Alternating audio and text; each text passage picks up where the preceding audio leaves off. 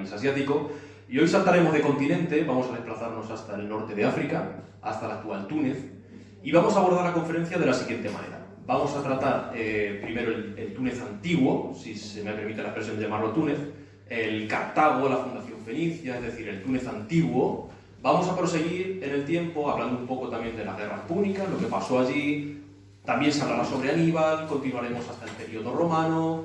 Después, el salto de era está marcado por la llegada de comunidades cristianas a la zona de lo que hoy es Túnez, a Cartago, que sorprendentemente, porque hoy es un país predominantemente musulmán, fue un núcleo cristiano muy importante, como lo fue Antioquía, como lo fue Tarso, como lo fue Roma.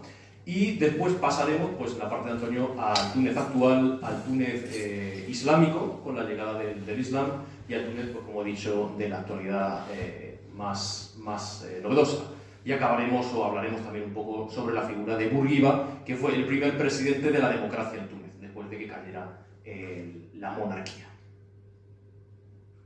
Por eso el título de Aníbal a Bourguiba, porque creo que es un paréntesis perfecto en el que cabe condensar la historia de Túnez.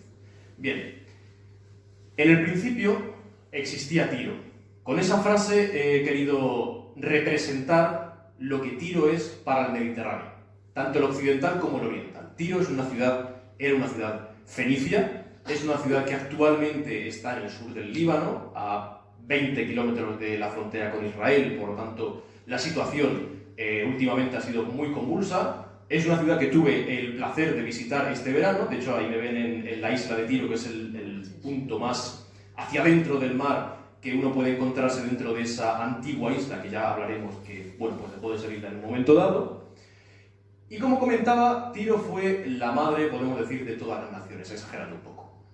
El Mediterráneo está sembrado de ciudades de fundación fenicia. Tenemos un mapa ahí en el que podemos ver, por ejemplo, la ciudad de Sexi, que era la ciudad de Almuñécar. Podemos ver Gadir, sin ir más lejos, que después se le nombró como Gades y que es el Cádiz actual, y que incluso geográficamente, orográficamente, tiene una representación y tiene una forma muy parecida al Tiro original, porque Cádiz, lo que hoy conocemos como la Tacita de Plata, el barrio antiguo de Cádiz, era una isla que después se unió al continente. Lo mismo pasó en Tiro, con circunstancias diferentes, pero pasó de idéntica manera. Y como decía, podemos imaginar ese periplo de los barcos tirios, fenicios, que se desplazaban por el Mediterráneo buscando lugares en los que asentar colonias, porque Fenicia no era una potencia conquistadora, sino más bien colonizadora. Es decir, no iban sometiendo a lo que se encontraban, sino comerciando con los indígenas del lugar y fusionándose con sus propias culturas. Por lo tanto, tenemos en cada sitio una fusión particular y muy interesante, como podemos encontrar en Tartesos, que mucha gente dice Tartesos, qué gran misterio. Bueno, pues Tartesos es la fusión básicamente entre la cultura fenicia, de aquellos viajantes del extremo del Mediterráneo oriental, con la cultura indígena de esa zona de España.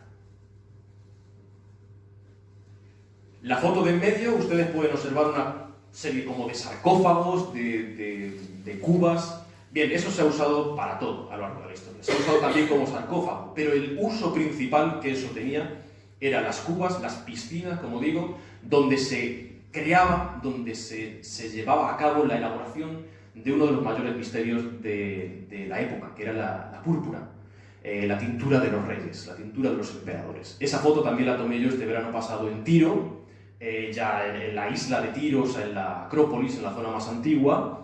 Y como decía, la púrpura fue un tinte de un color rojizo, parecido al de las sillas que tenemos hoy aquí, quizá un poquito más rojo, dependiendo también de la gama de color que se manejara, y que salía, voy a desvelar el secreto, salía de la putrefacción de las conchas de un tipo de molusco, del género Murex. Ahí tienen ustedes a una especie determinada del género Murex, es decir, unas caracolas marinas, hablando en Roman Parlin. Cuando estuve en Túnez, curiosamente, en un lugar del que hablaré a continuación, que son unas cisternas romanas, que no tienen nada que ver con bueno, sí tienen que ver, pero no de primera mano con aquel lugar de la elaboración de la púrpura, me encontré precisamente una serie de conchas, que os lo voy a pasar para que las observéis, de Murex.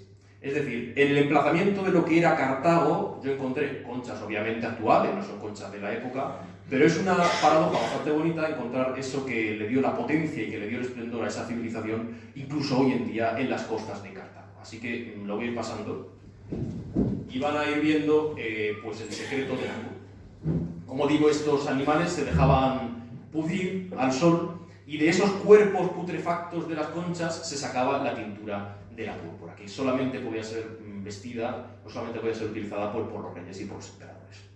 Y esto surgió, como comento, en Tiro. Y los fenicios, es decir, el imperio que ocupaba esa zona, toda la costa fenicia, lo que hoy en día es Líbano, la costa de Siria, toda esa zona hoy en día un poco, incluso parte de lo que hoy es Israel, Palestina, pues esa zona un poco conflictiva era la costa fenicia, como decimos. ¿Y cómo surgió todo esto? ¿Cómo llegaron los fenicios a Tiro? O más bien, ¿cómo salieron de Tiro los fenicios y llegaron a Cartago? ¿Qué tiene que ver Tiro con Cartago? ¿Por qué estamos hablando de Tiro si hemos venido a hablar de Cartago? Bien, pues voy a poner respuesta a todas esas preguntas que yo me imagino que tendrán ustedes ahora. Cartago es una de esas fundaciones mediterráneas, en el Mediterráneo occidental, de Tiro. Esos barcos que salían a la aventura, a buscar nuevas costas en las que comerciar con los indígenas de manera pacífica, si se podía y si no, pues se iban a otras costas, sin ningún tipo de problema. De esa manera llegaron a lo que hoy en día es Túnez, a una colonia indígena que se llamaba Útica. Al llegar a Útica, los fenicios, los tirios, se dedicaron al comercio con esta gente, con este pueblo, con esta civilización pequeña que había allí, originaria, y con el tiempo pues desencadenó en lo que hemos venido a llamar el Imperio Cartaginés. Fue algo tan próspero y algo tan rico, tanto económicamente como en todos los sentidos, que acabó fundando un imperio. Es decir, el imperio fue madre de otros imperios. Tiro fundó otros imperios, por así decirlo. Y todo tiene su historia mítica. La mitología, al fin y al cabo, los mitos no son cuentos. Los cuentos, muchos de ellos sirven para entretener. Los mitos sirven para explicar. Si yo no tengo un pensamiento científico, simplemente porque no estoy en una época en la que se use esa manera de razonar, uso el mito. El mito me explica la realidad, pero no es un cuento, no es una mentira, no es una sin razón. El mito de la fundación de Cartago incluye a personajes como la reina Dido, la reina Elisa. La reina Elisa era la que se suponía que tendría que ser reina de los tirios, reina del Oriente Mediterráneo, pero por una serie de disputas con su hermano Pigmalión tuvo que salir de Tiro y buscar nuevas tierras en las que exiliarse. Se exilió con una serie de personas de la corte, de afines y de fieles a su persona, y se fue buscando costas en las que poder simplemente desembarcar. Con esto, la reina Dido, Elisa, que después se la llamaría Dido, y explicaré por qué, llegó hasta un punto que era el Golfo de Túnez. Y en el Golfo de Túnez desembarcó. Allí habló con las élites locales de esta colonia que se llamaba Útica, que es lo que había antes de Cartago en la zona, y les dijo que por favor, que no querían ningún tipo de problema con los indígenas, que lo único que querían era un lugar en el que poder asentarse para descansar, no para formar ningún tipo de ciudad. Entonces le dijo que por favor le vendiera, la reina Elisa a las élites locales, les dijo que por favor les vendiera un pedazo de tierra simple, el pedazo de tierra en el que cupiera una piel de toro abierta. Con la astucia de que la reina Elisa, que es la reina Dido, hizo cortar la piel de toro, la piel de buey, en tiras muy finas, las dispuso en fila, una tira detrás de otra, y de esta manera abarcó toda una colina. La colina que actualmente se llama Birsa, y se llamaba Birsa en ese momento igual, y sobre la que se asentó Cartago. Entonces, el jefe local, viendo la astucia, viendo la inteligencia, viendo el saber hacer de esta mujer extranjera, se dice que quedó prendado de ella y que le pidió matrimonio. Pero Dido, pues se ve que no le convenció la propuesta, no le gustó lo que le estaba proponiendo el jefe, y ahí las historias ya cambian. Unas historias dicen que, asediada o acosada por este personaje local, no tuvo otra salida que arrojarse a una pira ardiendo para suicidarse. Otras dicen que se atravesó el vientre con una espada. Y otras, que es la que yo quiero contar aquí porque enlaza muy bien con el futuro romano, el futuro para este momento de la historia de Cartago, es que Eneas llegó a Cartago y se enamoró de la reina Dido. ¿Quién es Eneas? Eneas es el padre fundador. Eneas es el hombre que fundó Roma. No que fundó Roma, sino que dio lugar a Roma. en la persona o en las personas de Rómulo y Remo, y que huyendo de la guerra de Troya, porque al fin y al cabo era un príncipe troyano, embarcado en esos barcos, valga la redundancia, por el Mediterráneo oriental y buscando un lugar en el que reposar para huir de esa patria suya en llamas, que era Troya, huyendo con su padre, Anquises, a las espaldas, a su padre anciano que no podía andar, huyendo de esa Troya en llamas, destruida, acompañado por su mujer Creusa y por su hijo Iulo, que después daría nombre a Julius Caesar, a Julio César.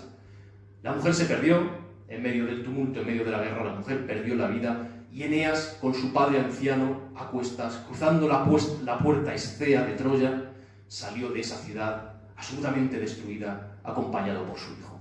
Y recaló en un lugar pues que se llamaba Kart Hadasht, es decir, lo que después se acabó por llamar Cartago.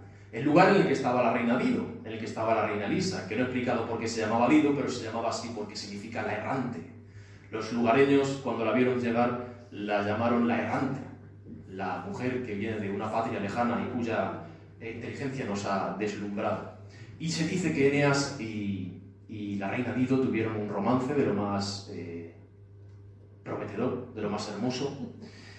Parece ser que fue una historia preciosa, pero que Eneas tuvo en cierto momento que elegir entre esta mujer y los dioses, porque los dioses le encomendaron la tarea nada baladí de fundar el imperio que un día sería el dueño del mundo, que era Roma. Y Eneas, tras mucho reflexionarlo y tras mucho sopesarlo, decidió hacer caso a los designios y los augurios de los dioses, abandonar a Dido y seguir navegando desde el Golfo de Túnez hasta lo que hoy en día es Roma. Así fundó Roma, pero despechada absolutamente la reina Dido, profirió una maldición contra el pueblo que iba a fundar el señor Eneas, el padre fundador de Roma, diciendo que su linaje de ella, la reina Dido, y el linaje de Eneas estuviesen por siempre enfrentados y por siempre luchando y por siempre matándose. Esa era la explicación, como os digo, de las guerras púnicas, de por qué los cartagineses y por qué los romanos nos matamos. Porque ya en tiempo de Dido y ya en tiempo de Eneas, esa maldición pues recayó sobre nuestros ancestros. Aparte del asunto mitológico, me gustaría abordar también un asunto de la historia de Túnez que es muy interesante, que es el asunto arqueológico. Cuando viajo por muchas razones, pero sobre todo viajo por la historia. Creo que, al igual que dije con Irak, cuando uno caminaba por las orillas del Tigris y del Éufrates y veía esas aguas en el nacimiento azules y que después se van oscureciendo y se van volviendo turbulentas, uno se siente en la patria de sus padres, uno se siente en la tierra de sus ancestros. De igual manera, cuando uno visita Cartago y se va a la colina de Birsa, a la Acrópolis de Cartago, o se va a los puertos púnicos, siente lo mismo. Porque aunque yo no tenga ningún ancestro de Túnez, todos tenemos los ancestros que son que es la historia. Es un ancestro común y todos somos viajeros, al fin y al cabo. Incluso a los que no les guste viajar, todos somos viajeros. Al fin y al cabo, la palabra planeta viene del griego y significa errante. Todos somos viajeros del tiempo y del espacio. Todos somos viajeros del cosmos, como decía Carl Sagan. Por eso viajo, por reencontrarme con mis ancestros, por reencontrarme con el pasado, por reencontrarme con la esencia de lo que somos hoy en día. ¿Por qué traigo los puertos púnicos? Los puertos púnicos, es decir, los puertos de Cartago, a los cuales se les llamaba púnicos porque la palabra poinix desembocó en la palabra púnico, en la palabra púrpura, fenicio, porque los fenicios a sí mismos no se llamaban fenicios, se llamaban cananeos. Todas esas palabras que comparten raíz, al fin y al cabo designan a ese mundo fenicio, a ese mundo de la púrpura. Púnico, entonces, y fenicio tienen la misma raíz, al fin y al cabo estamos hablando de lo mismo, aunque digamos dos palabras diferentes, ¿vale? Los puertos púnicos son los puertos de Cartago, entonces, como aclaración. Y son dos estructuras arquitectónicas que sorprendieron absolutamente a la antigüedad, que los historiadores romanos que entraron a los puertos púnicos se quedaron absolutamente sobrecogidos y que se dice que tenían capacidad para 220 naves de guerra. Solamente el puerto militar, que es el redondo. El otro es el puerto civil, el puerto de comercio. Ahí me ven ustedes a mí, al lado del puerto de guerra de Cartago, que uno se espera porque es un lugar cuidado, un lugar bien, pues, no sé, que sea por lo menos una puerta para custodiarlo. Pero es hoy en día uno llega allí y se da cuenta pues, que hay una laguna redonda y ya está. Pero es un islote. Totalmente, totalmente. Además es una laguna con un islote dentro, porque ese islote es donde estaba la torre en la cual pues, se amarraban los barcos de guerra. Sigue hoy en día, o sea, la huella ha sido tal en el paisaje que sigue hoy a pesar de haber sido destruido totalmente. Y bueno, pues hoy en día los tunecinos se dedican a poner sus pequeñas barquitas de pesca en lo que un día fue el barco de la mayor talasocracia del Mediterráneo occidental. Y también pues a buscar moluscos, a rebuscar entre las algas para conseguir algo de sustento. Como curiosidad diré que entre el puerto militar, el Redondo, y el puerto comercial, pues en la antigüedad obviamente había un canal para para permitir el paso, que no podía usarse por todo el mundo, obviamente, nadie puede entrar a un cuartel como Pedro por su casa. Pero que hoy en día, obviamente, todo eso ha cambiado y que hay una estructura pues, muy bonita, que es un museo que se llama Dar el Haut, que es un museo de oceanografía, que es eso que ven ustedes allí, pues los esqueletos de las ballenas naturalizadas, los delfines disecados, y que visité pues en completa soledad. ¿Y qué llevó a esta talasocracia, como decimos, a este imperio del mar, a estos navegantes empedernidos a caer en la desgracia? Bueno, Marco Aurelio decía que solamente basta mirar al pasado para ver cómo los imperios se alzan y vuelven a caer, para ver lo que pasará en el futuro. Es decir, los imperios nada hay eterno en la vida, todo sube y todo cae. Pero bueno, ¿por qué cuando uno visita Cartago hoy en día está absolutamente destruido, está arrasado hasta el cimiento? No sé, uno visita Roma, uno visita algunos lugares, uno visita Babilonia.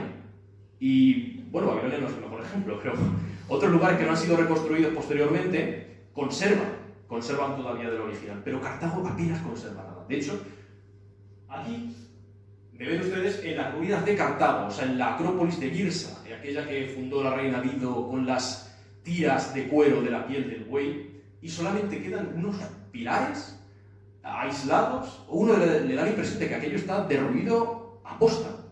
Y efectivamente eso fue lo que pasó. Ven ustedes allí imágenes, ilustraciones, de lo que pudo ser un día Cartago, ese comercio absoluto y que viene de todos los lugares del Mediterráneo, aunque a partir de cierto momento pues el Mediterráneo se partió entre Mediterráneo oriental para los griegos, Mediterráneo occidental para los cartagineses. Pero bueno, venían materias y venían productos de todo el Mediterráneo, de todo el mundo, podríamos decir, conocido. ¿Por qué cayó en esa desgracia, como decíamos? Pues todo eso tiene una explicación, bueno, tiene tres explicaciones, que son las tres guerras púnicas, pero me gustaría resaltar la última, que al fin y al cabo fue la definitiva. La primera guerra púnica, yo sé que mucha gente tiene traumas con estas cosas de las guerras púnicas, las guerras médicas, y en fin, pero no pasa nada, va a ser muy liviano y creo que es interesante también. La guerra púnica, pues son las guerras entre los romanos y los cartagineses. ¿Y qué tienen que ver los romanos ahora? Si hemos hablado de los griegos, hemos hablado de los fenicios, ¿que esta gente qué es? Pues bueno, fue una potencia que empezó a surgir en un momento determinado de la historia y que, como todas las potencias, decía que el Mare Nostrum, el mar Mediterráneo, no iba a ser de los fenicios ni iba a ser de los griegos, iba a ser suyo. O al menos los beneficios del comercio. Eran muy diplomáticos los romanos, tampoco iban a arrebatarse de las manos. Surgió esta potencia y empezó a dirimir entre los griegos y los cartagineses. Por lo tanto, resumiendo muchísimo, se acabó en guerra final. Entraron también una serie de factores externos, como unas luchas internas entre Cartago con unos piratas de un nombre extrañísimo, que eran los mamertinos, que surgieron por allí. Pero bueno, resumiendo todo, es que Cartago tuvo una gran guerra. Saltamos a la Segunda Guerra, que es la más importante y la que todos conocemos, que es la Segunda Guerra Púnica. Todos la conocemos por ese personaje que está ahí, que es Aníbal Barca, el general cartaginés.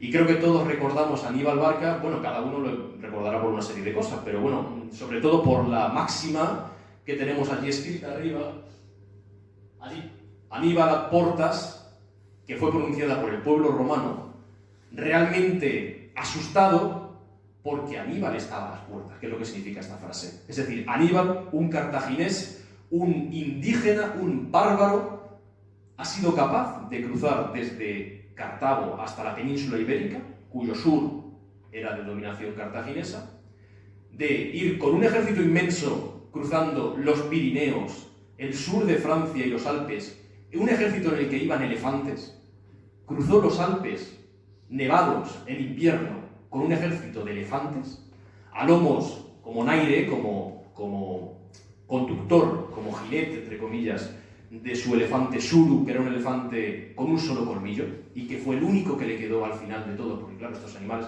los paquidermos, cuando entraban en la nieve y estas temperaturas, y después las lagunas del sur de Francia y del norte de Italia, aquello fue destructivo absolutamente, y no le quedó ni uno. Pero bueno, asustaba mucho a los romanos, aquello de que había un ejército de bestias desconocidas cruzando los Alpes en invierno, la primera vez que alguien cruzaba los Alpes en invierno. Como os decía, un bárbaro absoluto, que para los romanos estoy hablando, un bárbaro absoluto que con un ejército de bárbaros y con un ejército, podemos decir también, de elefantes, osa asaltar la capital del imperio más poderoso del mundo, que es Roma. Y además no lo hace soterradamente, ni pagando a unos y a otros, ni sembrando la cizaña, sino que lo hace abiertamente, avanzando cada vez más, hasta que los romanos vieron que había un momento en el que Aníbal estaba a las puertas de Roma prácticamente. Y esto es bueno, pues se puede comparar con lo que pasó en la Edad Media con Atila, cuando se decía que estaba a las puertas de Europa, que bueno, luego fue discutible si estuvo a las puertas o no, pero fue ese tema. Este señor, al final, bueno, empieza a avanzar y contra todo pronóstico todo le va saliendo bien. Gana todos los Pirineos, gana el sur de Francia, atraviesa, como digo, los Alpes y entra en la península itálica. Y cuando entra en la península itálica nadie sabe muy bien qué le pasa. No se sabe si al señor le entra el miedo, si le entra la cobardía, si le aconsejan mal o bien, no sabemos nunca. No entra nunca jamás en batalla abierta contra Roma, en Roma, cuando tenía todas las de ganar, cuando tenía el camino abierto y las legiones romanas esquilmadas absolutamente, decidió plantarse en el norte de Italia, tras una serie de batallas, la batalla de Zama, por ejemplo, las más importantes, y no avanzó. Y no avanzó nunca. Es una de las cosas más inexplicables de la historia. Pero bueno, el trauma nacional estuvo en la mente de los cartagineses, de los romanos, perdón, por siempre. Aquel bárbaro norteafricano que había osado cruzar esos Apeninos con los elefantes y que había causado estragos en las legiones y absoluto pánico en Roma, permaneció. Y como les decía, la decisiva y la última fue la Tercera Guerra. La Tercera Guerra fue en la que Cartago, la Cartago que hemos visto, acabó totalmente destruida. ¿Qué pasó en esa guerra?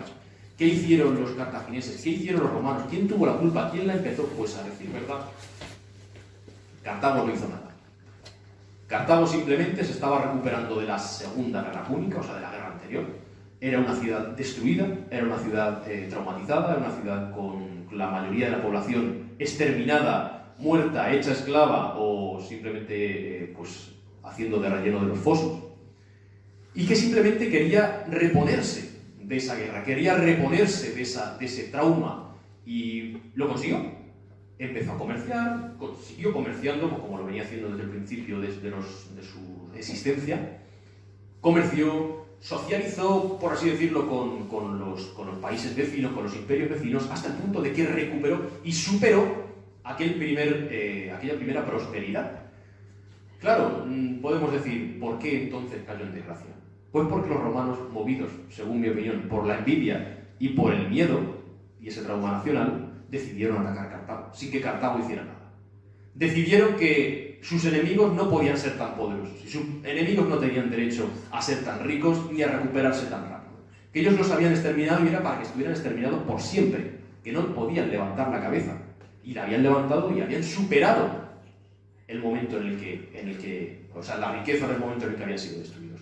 Y así, con una serie de personajes como Catón el Viejo, aquel que tenemos allí arriba, el censor, y con una máxima celebérrima, como Delenda es Cartago, que Cartago debe ser destruida, un señor que cuando iba al Senado dijera el discurso que dijera, hablara de lo que hablara, tratárase el tema de lo que se tratara, siempre al final del discurso decía, Delenda es Cartago, he hablado sobre esto, esto va a ser así, así, propongo que estas leyes se hagan de esta manera, pero que Cartago tiene que ser destruida. Y de hecho, es una de las frases más famosas de este señor, la que tenemos arriba y la que tenemos abajo, que es la que decía siempre al acabar sus discursos para decir que me parece muy bien lo que digáis, pero que Cartago tiene que ser destruida. Y efectivamente, un par de siglos antes del nacimiento de Cristo, las legiones romanas se plantaron alrededor de Cartago, de la Cartago púnica, y la asediaron de tal manera y con tal salvajismo que de Cartago quedó muy poco. De hecho, lo que más quedó de Cartago fue lo que causó su destrucción. De hecho, pueden ver ustedes ahí, a mí, observando unas piedras redondas, que yo no sé si a alguno le sugiere alguna cosa, pero no son piedras. Bueno, sí, están hechas de piedra, pero su función es otra. Son balas de catapulta. Son balas de catapulta romana. Son las balas de catapulta que destrozaron los edificios de la colina Birsa. De hecho, eso está en la colina Birsa, la Acrópolis de Cartago. Y que después, pues se han reunido como un museo al aire libre, simplemente. Y efectivamente, Cartago cayó. Y Cartago fue esquilmada. Y Cartago fue aniquilada y todos sus habitantes o vendidos como esclavos o sufrieron la muerte. De hecho, yo he traído un texto de Apiano, que es un historiador romano antiguo, que relata cómo se destruyó Cartago y que es verdaderamente escalofriante y que, si me permiten, pues le voy a leer. Él narra lo que le contó una persona que estuvo en esta guerra. El fuego devoraba y se llevaba todo a su paso. Y los soldados romanos no derrumbaban los edificios poco a poco, sino que los echaban abajo todos juntos. Por ello, el ruido era mucho mayor, y junto con las piedras caían también en medio los cadáveres amontonados. Otros estaban todavía vivos, en especial los ancianos, los niños y las mujeres, que se habían ocultado en los rincones más profundos de las casas, algunos heridos y otros más o menos quemados, dejando escapar horribles gritos. Otros, arrastrados desde una altura tan grande con las piedras, maderas y fuego, sufrieron al caer toda suerte de horrores, llenos de fracturas y despedazados. Y ni siquiera esto supuso el final de sus desgracias. En efecto, los encargados de la limpieza de las calles, al remover los escombros con hachas, machetes y picas, a fin de dejarlas transitables para las fuerzas romanas de ataque, golpeaban unos con las hachas y machetes y otros con la punta de las picas a los muertos y a los que todavía estaban vivos en los huecos del suelo, apartándolos como a la madera y las piedras, dándoles la vuelta con el hierro, de tal forma que los hombres servían de relleno de los fosos. Es un texto, pues, sobrecogedor, vibrante, uno percibe casi el olor del humo cuando lo lee, y que relata muy bien y resume muy bien lo que fue esta guerra absolutamente destructiva y de la que nunca, jamás Cartago se levantó, al menos con su identidad púnica. Se levantó como ciudad romana o como ciudad mixta. Entramos entonces en un momento de la historia nuevo, que es la Cartago romana. Sigue llamándose Cartago, sigue teniendo un espíritu púnico, pero al fin y al cabo es una ciudad romana. Y como ciudad romana, pues tiene construcciones, estructuras romanas. Y de hecho uno, si va al Gem, que es un lugar impresionante, pues uno se encuentra una ciudad que a mí me pareció, en cuanto a sociedad y a aspecto, me pareció similar a algunos rincones de Egipto. Sinceramente, ya por donde miraron la arena al Gem, porque el Gem no lo voy a tocar mucho, porque al final lo más interesante del Gem, como bien va a relatar él, es principalmente todo el legado romano que hay. Yo sí indagué un poquito más por mi propia curiosidad, sobre todo con el mundo árabe islámico. La ciudad no llega a ser ciudad, es un pueblo que está literalmente a puerta del desierto, muy llano, además no tiene ningún tipo de colina ni nada, muy árido también, hace muchísima calor, no hay ningún tipo de sombra, y es todo muy popular, donde los mercados abundan, donde la gente lleva una vida diaria, pues hay artesanía, que se diría en árabe, y donde verdaderamente lo único que atrae al turismo y por lo único que van es por ese semejante coloso, porque no tiene otro nombre, un coloso, porque además llama la atención porque desde que vas entrando en la ciudad tú ya lo ves, porque la ciudad son casas de que no pasan de 2 metros, 3, o sea, de 2 o 3 plantas, no pasan de absolutamente más altura, entonces llama la atención de ver los tantos kilómetros de distancia entrando dentro de la ciudad. Y nada, te dejo ya para que sigas con... Totalmente, sí. Eso es lo más impresionante de esta ciudad, del Gem, de este pequeño enclave. Que en medio de la ciudad hay un anfiteatro, a semejanza del Coliseo, más pequeño, pero incluso mejor conservado en algunos puntos, podríamos decir. Hay un coliseo, entre comillas, en el Gem. ¿Ustedes lo ven ahí? O sea, la gente me preguntaba si había ido a Roma, digo, pues no, es Túnez. También está en Roma, pero no en esta ocasión. Y bueno, el Gem es un lugar en el que uno puede admirar la belleza del mundo de las construcciones romanas con este anfiteatro, y también puede admirar la belleza del mundo romano con los mosaicos. Hay un museo muy interesante a las afueras del Gem, sobre una antigua casa romana que se llamaba Cisdrus, y que pues estaba totalmente recubierto su suelo, mejor dicho, de mosaicos romanos. Y unos mosaicos de una calidad y de un grado de detalle asombroso, como esa escena de caza del jabalí por parte de los leones, que uno pues le da la impresión verdaderamente de ser una fotografía. En ese túnel que ustedes me ven aquí ahí encerrado, que parece una mazmorra, pues me encuentro en el subterráneo del Teatro Romano del Gem, o sea, de ese anfiteatro. El túnel donde uno se encuentra a los lados las mazmorras, entre comillas, los lugares en los que los gladiadores se preparaban para la lucha, en los lugares en los que los leones estaban encerrados, en los que las bestias se metían hasta que llegaba el momento de elevarlos. Ese es el lugar en el que yo estaba, ahí. Bueno, avanzando ya, no queda mucho esta parte antigua para darle paso también a mi compañero.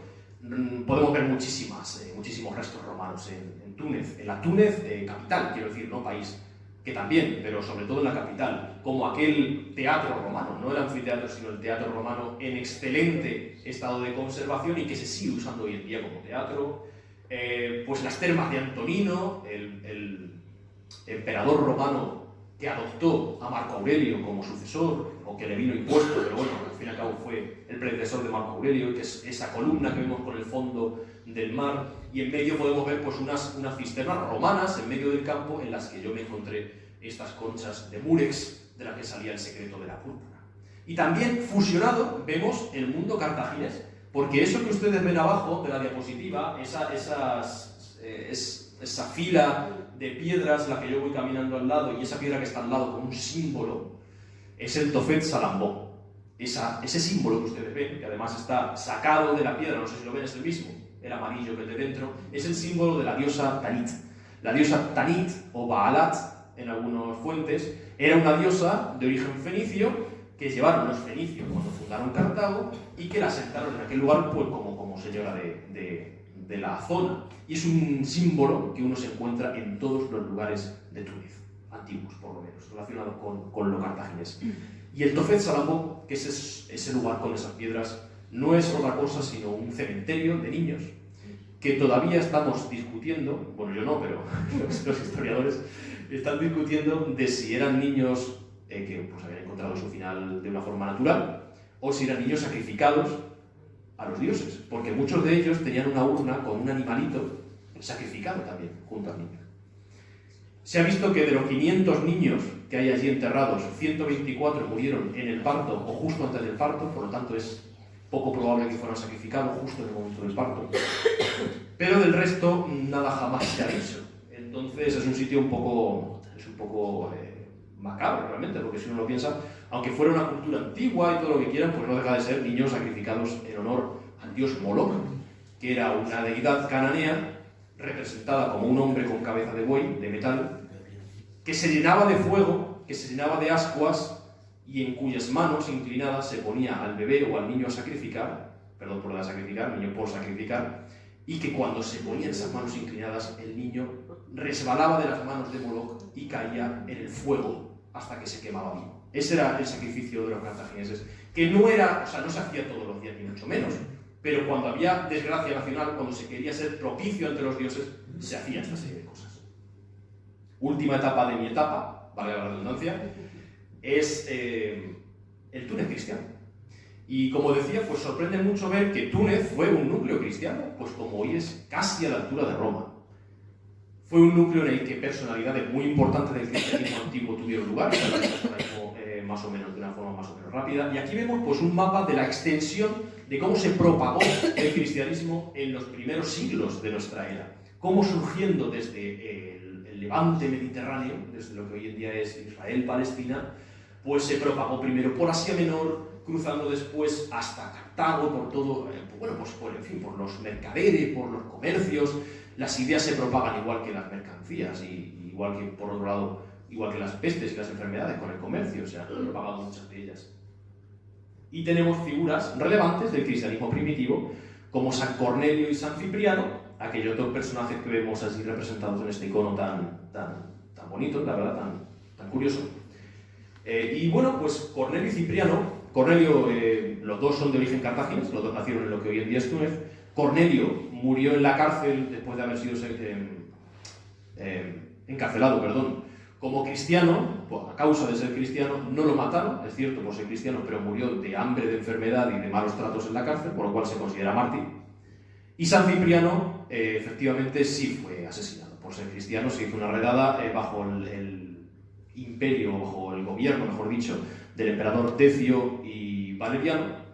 Y bueno, pues se hizo una redada y cayó en esa redada. Las otras dos mujeres que tenemos y que vemos abrazadas también en este mosaico tan expresivo son Santa Perpetua y Santa Felicidad, que fueron dos mujeres jóvenes de 20 y tantos años, cartaginesas, que por ser cristianas pues las metieron en la cárcel. Santa Perpetua era una señora rica, de 22 años, pero de familia rica, cuya esclava o sierva, Felicidad, pues se hizo cristiana por influencia de su señora, la cual había adoptado por la fe de Cristo. Cuando se hizo aquella redada, como digo, pues bastante sangrienta en el reinado de Decio y de Valeriano, pues cayeron también estas dos figuras. Y por último tenemos a uno de los grandes pensadores de la filosofía occidental, que es San Agustín de Hipona. San Agustín era tunecino, con muchas comillas. Era de Túnez, era de Cartago, era cartaginés. También tenemos a Tertuliano, el primer escritor cristiano de lengua latina. Quiero simplemente, para que veáis quién era San Agustín, y con eso ya le doy paso a Antonio, es la última diapositiva que voy a tratar. San Agustín era un hombre que en el siglo IV, V después de Cristo decía cosas como que entonces yo sentí que mi alma y la de mi amigo no eran más que una en dos cuerpos. O que decía que la medida del amor es amar sin medida. Decía que el amor es una locura temporal, que entra en erupción como un terremoto y que luego se desploma. Y que cuando se calma, tienes que tomar una decisión. Tienes que averiguar si tus raíces se han entrelazado tanto que es inconcebible que alguna vez debas separarte. Porque esto es lo que es el verdadero amor. Y hablaba sobre la muerte, un hombre que pues, vivió en una época tan convulsa, en la que la muerte estaba a la orden del día. Al hablar de la muerte, decía que la muerte no es nada. Solo he pasado a la habitación de al lado. Yo soy yo y vosotros sois vosotros. Lo que somos unos para nosotros seguimos siéndolo. Dadme el nombre que siempre me habéis dado. Hablad de mí como siempre lo habéis hecho. No uséis un tono diferente. No toméis un aire solemne y triste. Seguid riendo de lo que os hacía reír juntos. Rezad, sonreíd, pensad en mí, que mi nombre sea pronunciado como siempre lo ha sido, sin énfasis de ninguna clase, sin señal de sombra. La vida es lo que siempre ha sido. El hilo no se ha cortado. ¿Por qué estaría yo fuera de vuestra mente? Simplemente por estar fuera de vuestra vista. Os espero, no estoy lejos, solo al otro lado del camino. Son sentencias de San Agustín que fueron el preludio de una nueva época en Túnez que nos va a relatar excelentemente mi compañero y co-conferenciante Antonio, que es la llegada del Islam desde aquellas rutas mercantiles absolutamente asombrosas de la Arabia Petra y de la Arabia Fénix. Bueno, pues muchas gracias, Roberto. Luego te doy mi feedback más profundo.